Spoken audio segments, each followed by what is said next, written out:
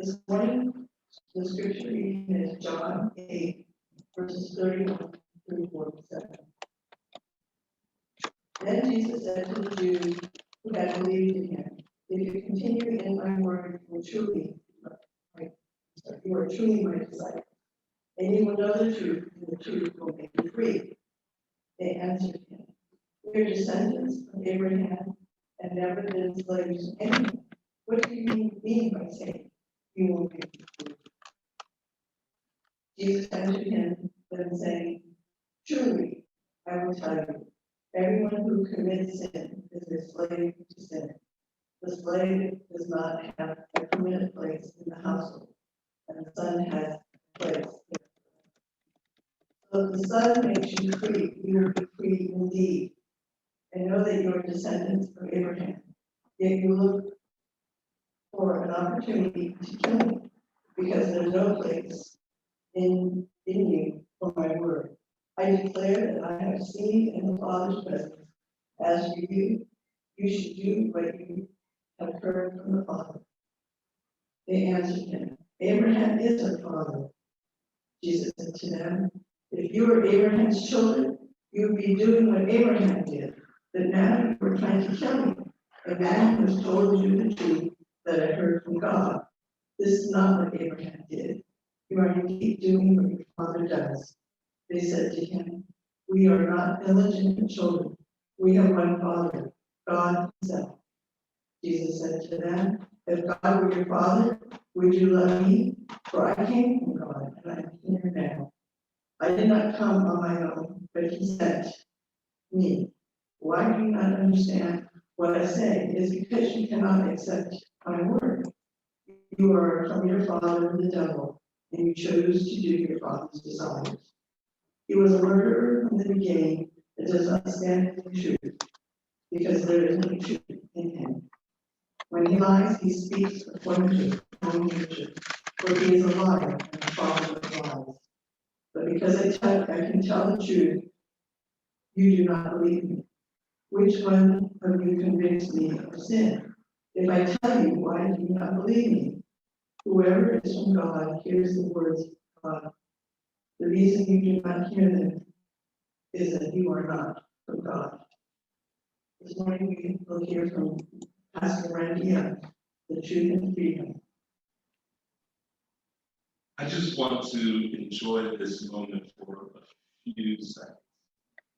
It's been so long since I've been with congregation face to face within touching distance, and I'm overjoyed and I'm thankful that you went out of your way to be here this morning, because I think God honors the fact that you went out of your way to be in His presence together. So first of all, I want to thank Pastor Don Smith for inviting me to be here. I know I preached to you through Zoom, which I am grateful for Zoom and that technology that has enabled us to continue worshiping, but it's not as good as it is being here together. In fact, at my house 10 years ago, a woman gave to us a sign that we put up over our family room.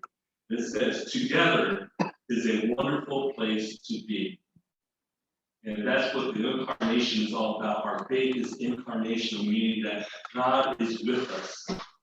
God with us. In the beginning of the Gospel of Matthew, he says, "And his name shall be Emmanuel." God with us. And at the end of Matthew, when he gives the Great Commission, known as the Great Commission, he said, "All authority has been given to me. Therefore, as you go, wherever you are, make disciples of all nations, baptizing them in the name of the Father and of the Son and of the Holy Spirit, teaching them to obey all that I have commanded you. And lo, I am with you always." And I believe in that promise. I believe God is here, and so I honor you for honoring God by being here this morning. Before I start the message, I wanted to take this very unique opportunity because today is the 4th of July. 4th of July happens in every country around the world, but Independence Day doesn't. And one of the interesting things I've discovered is that the 4th of July has only fallen on a Sunday 33 times in our country since the Declaration was signed. In fact, today marks only the 10th time in my lifetime in which the 4th of July landed on a Sunday. We have this unique opportunity to acknowledge the country in which we live. It is a remarkable country. If you've ever traveled around the world and gone to the non-touristy places, you will easily see what a wonderful place it is that we live. And there's been a lot of conversation in the media and across the country about what kind of country are we? And when I hear, I'm thinking, wow, what school did you go to? Certainly not the school that I went to. And so I wanted to read a couple short, 2 small paragraphs as a reminder of the beginnings of our country. What is our roots? What is our foundation? The first I want to recite is from the preamble of the Constitution of the United States of America. And in it says this: we, the people of the United States, in order to form a more perfect union, establish justice, ensure domestic tranquility, provide for the common defense, promote the general welfare, and secure the blessings of liberty to ourselves and to our posterity, to ordain and establish the Constitution for the United States of America. And one of the things that struck me as I reread that this past week is that we, the people, us, we, the people of the United States, in order to, doesn't say we're perfect, doesn't say that we are there, but in order to create a more perfect country, more perfect union. I like that we are always developing and growing. And I think we are better off today than we were 240 years ago when the Declaration was signed. The second thing I wanted to read was from part of the Declaration itself.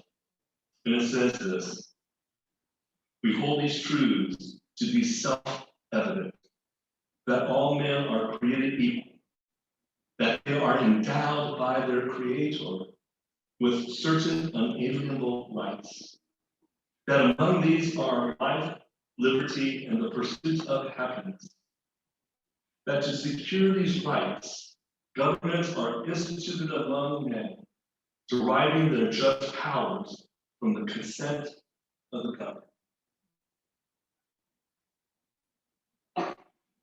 About which one of our presidents, Calvin Coolidge, said this, and was kind of set me back in my chair when I read it. About the Declaration, there is a finality that is exceedingly restful. It is often asserted that the world has made a great deal of progress since 1776, that we had new thoughts and new experiences which have given us a great advance over the people of that day, and that we may therefore very well discard their conclusions for something more modern. But that reason cannot be applied to this great charter. If all men are created equal, that is final. If they are endowed with the inalienable rights, that is final. If governments derive their just powers from the consent of the governed, that is final. No advance, no progress can be made beyond these propositions. If anyone wishes to deny the truth of their soundness, the only direction in which he can proceed historically is not forward, but backward towards the time when there was no equality, no rights of the individual, no rule of the people. Those who wish to proceed in that direction cannot lay claim to progress. They are reactionary. Their ideas are not more modern, but more ancient than those of the revolutionary fathers. I just thought that was a very interesting perspective, that if this is final, we can't progress in that, we just live it out. And to think that we're going to progress beyond that is really to move in the backward direction. So I offer that today in honor of our country, a remarkable place. And I am grateful to be living in this country. The text this morning is about truth and freedom. The Jews who had believed in Jesus said, if you hold to my teaching, you are really my disciples, then you will know the truth, and the truth will set you free. Sitting in Pennsylvania is the Liberty Bell. It is a symbol for freedom. Our country is based on freedom. It's one of the values that we hold dear to our hearts. But what does that mean?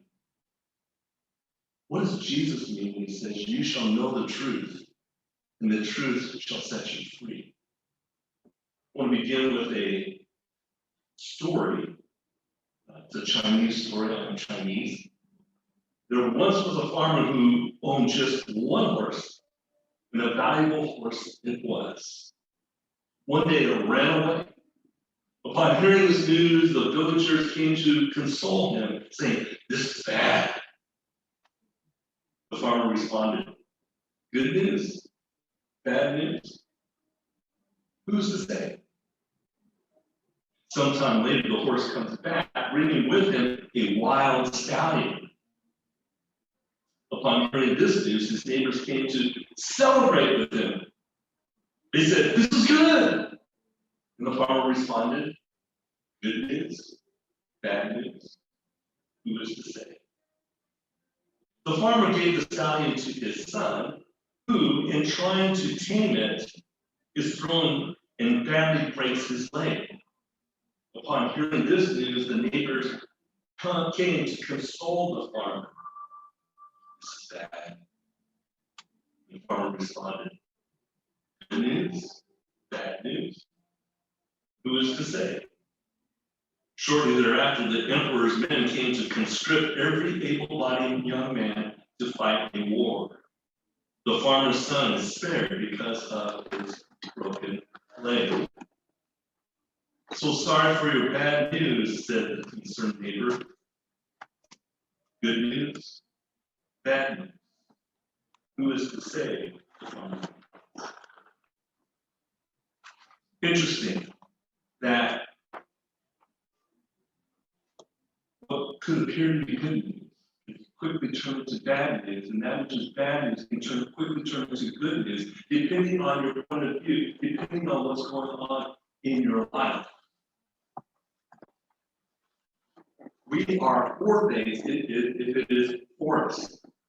We are against things when it goes against us. So when Jesus says, you shall know the truth, and the truth shall set you free, do we really believe it? Do we go celebrate that?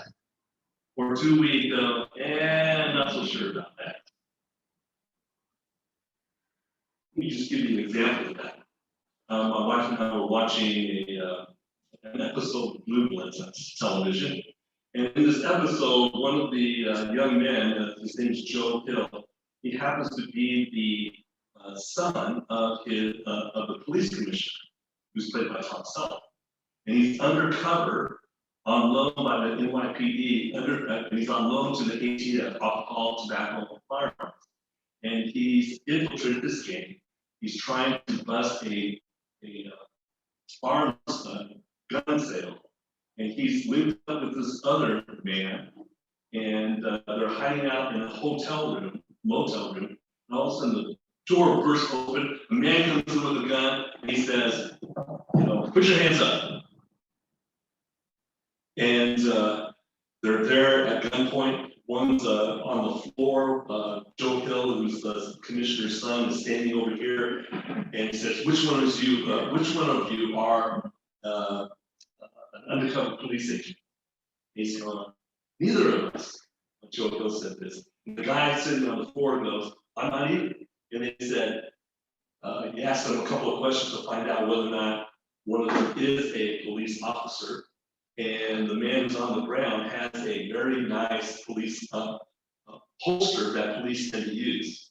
And so by that, this bad guy identifies him as the policeman. And he's not at all. It's the guy over here, Joe Hill, who's the policeman, and he ends up shooting him with a back gun. But in the meantime, this guy, before that happened, this guy over here goes, don't shoot, don't shoot, don't shoot. Why do we say don't shoot? Because there is a threat. And when there's a threat, you want mercy. The thing about this text that Jesus talks about here, you shall know the truth, and the truth shall set you free, sounds great. On the other hand, I'm not so sure if we believe it. I don't know, I'm not so sure that we believe it in a way that we live our lives out believing it. It's because I think most people intuitively know that the truth is like a light that reveals things. It reveals good things and it reveals bad things. It reveals either, depending on the situation, sort of like the Chinese farmer. Good news, bad news. Who knows? See, I think that we are afraid of the truth. Because we know we are going to be found out to be not as good as we like other people to think. We know intuitively that we are sinful and have fallen short of the glory of God. And if the truth of God is, light of the truth of God is shown upon us, we will know we will be exposed, and it's not fun when we do not like the truth, because the truth at that moment indicts us. They judge us. And the truth of the matter is when we face the truth, we don't like what we see about ourselves.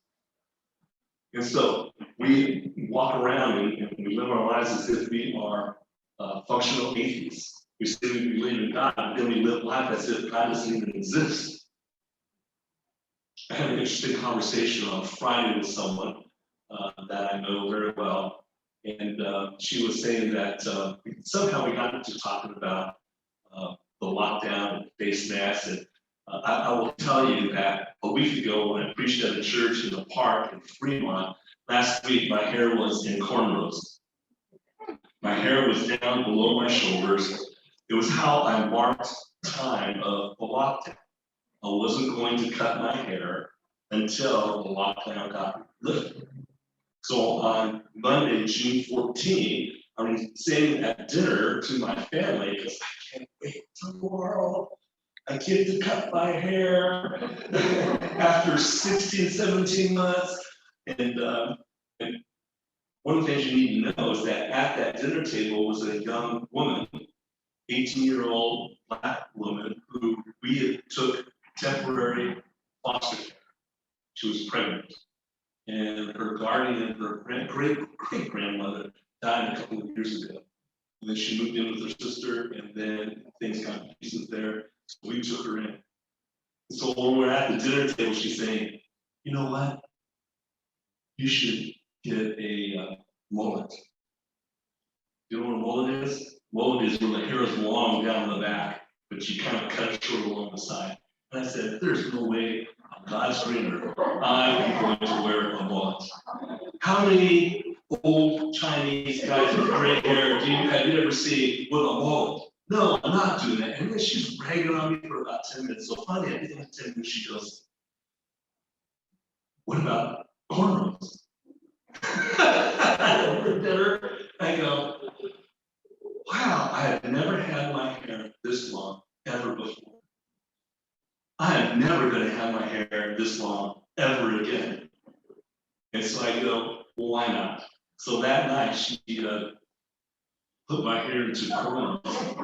So I have pictures of it if you want to see it after the service. I'm not, yeah. pretty funny. But yeah, I had cornrows. So anyways, I was talking with this person about masks, and I found out that she is fully vaccinated. And she asked me if I was still wearing a mask. I said, no. She said, why not? Because, well, the vaccination protects you. And then she said, well, you know, you can still get it. I said, well, yeah, I have a 5% chance of getting it with the vaccination. And if I get it, if I'm one of those 5%, I know that I have a 98.5% chance of recovery, which is pretty extraordinary. God's given us these wonderful bodies that have the ability to overcome germs and viruses. That's part of the beauty of God's creation to us. And we got into this unbelievable discussion. I'm understating it by a great deal. And she basically hung up on me, and I had nothing else to say, bam. Okay. But it was almost as if we don't believe the science. We don't really believe the vaccine works. We don't, and it's almost like being a functional atheist. We say we believe something, but then we live in a way that is contrary to, what we say we believe. And that's why I think we don't really believe that you shall know the truth, and the truth shall set you free. I think the same thing about truth as we think about justice. We say we are for justice, but whenever we say that, it's usually in terms of the other person. Let me give you an example of this. I've never seen anyone who welcomed justice when the judgment is against them. I have never, what we have all, according to Paul in the book of Romans, we have all fallen short of the glory of God. And the penalty for sins is what? It's death, right? And yet, the truth of the matter is, I am a sinner. I never heard anyone say to God, give me justice. Give me what I deserve. No, we say, have mercy on us. When we are the object of justice, then we want mercy. When it's about someone else, we want justice. And the same thing happens in terms of truth. We want the truth as long as it's about someone else, and we don't want it when it's about us. So, one of the things that we need to recognize in this text is that it is conditional. What do I mean by that? To the Jews who had believed him, Jesus said, if you hold to my teaching and you are really my disciples, then you shall know the truth, and the truth shall set you free. If you abide in my word, if you do that, then the truth, you shall know the truth, and the truth shall set you free. Well, what does that mean? What does it mean to abide in the word? Seems to me that there's two ways to go about that. One is, all right, there's a whole list of things I need to do in order to abide in the word. I must not curse, I must not smoke, I must not drink, I must not, there's a whole bunch of I must not. Or in the positive, I must have a daily devotion with God. I must pray. I must, worship God. I must read the Bible. I must. So that's one way to attack it. You check it off every day. Or you allow God to transform you from the inside out so that you become more like God, and intuitively you simply see the things God sees and understand the things God understands. And you act in the way that God would act. Let me just give you an example of this. I have spent the last 20 years coaching high school basketball at the varsity boys level. There are days in which I think I'm pretty good at it.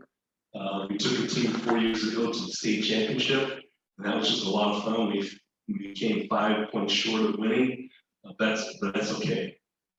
This past year, we were 2-10. We were terrible. I'm thinking, I'm not very good at all. And I'm astonished that at that level, when you develop that much skill, when you put in that much hard work, how bad some of these players are. They have bad habits. Back in 2008, we coached a team. We were 12-14. We should not have made the playoffs, but we did. We qualified. And we had a playoff game away at San Lorenzo High School. And I thought, this is not going to be good. So lo and behold, we are up 5 points with 5 minutes left in the fourth quarter.